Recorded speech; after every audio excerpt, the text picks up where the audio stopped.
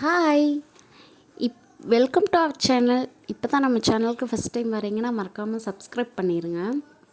Sunday night மணி ஒரு 8 இருக்குங்க.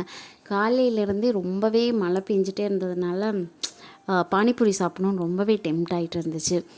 கரெக்டாக இவங்க டேடியும் நான் பால் வாங்க போகிறேன்னு சொன்னார். இருங்க இருங்க நானும் வரேன் அப்படின்னு சொல்லிட்டு சரி வா போகலாம் அப்படின்னு சொன்னார். ஆனால் நான் என்ன வேணும்னு அவர்கிட்ட நான் சொல்லவே இல்லை. அப்புறம் பார்த்தா எனக்கு முன்னாடி இவர் ரெடியாகி நின்றுட்டு இருந்தா. சரி வாங்க என்ன பண்ணுறது அப்படின்னு 3 பேரையும் கூட்டிகிட்டு போனார். போகிற வழியில் தான் எனக்கு பானிபூரி சாப்பிட்ணும் போல் இருக்குது அப்படின்னு சொன்னேன். சரி வா கூட்டிகிட்டு போகிறேன் அப்படின்னு சொன்னார். நான் என்ன நினச்சிட்டேன்னா சீனாபுரத்தில் தான் பானிபூரி கடை இருக்கும் அப்படின்னு நினச்சிட்டேன். ஆனால் இவர் சொன்னார் இல்லை வீரனம்பாளையம் 4 ரோட்லேயே இருக்குது, நல்லாயிருக்கும் அப்படின்னு சொன்னார். ஆனால் எனக்கு என்னை விட்டுட்டு எப்போ போய் சாப்பிட்டாருன்னு தெரியல.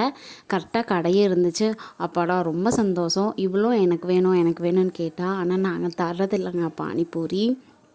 அப்புறம் சரின்னு சொல்லிவிட்டு எனக்கு ஒரு பிளேட் பானிபூரி ஆர்டர் பண்ணேன். எனக்கு மசால் பூரியை விட பார்த்திங்கன்னா தண்ணி பூரி, இந்த பானிபூரி தாங்க ரொம்ப பிடிக்கும்.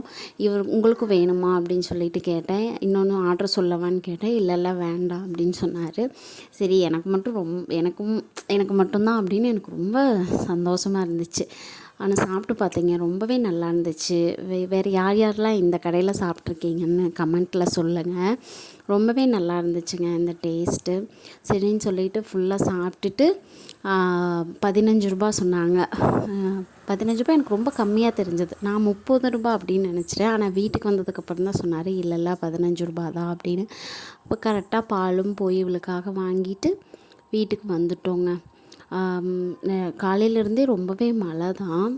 யாரெல்லாம் இப்போ இந்த சேனல் ஃபஸ்ட் டைம் பார்க்குறீங்களோ சப்ஸ்கிரைப் பண்ணிடுங்க.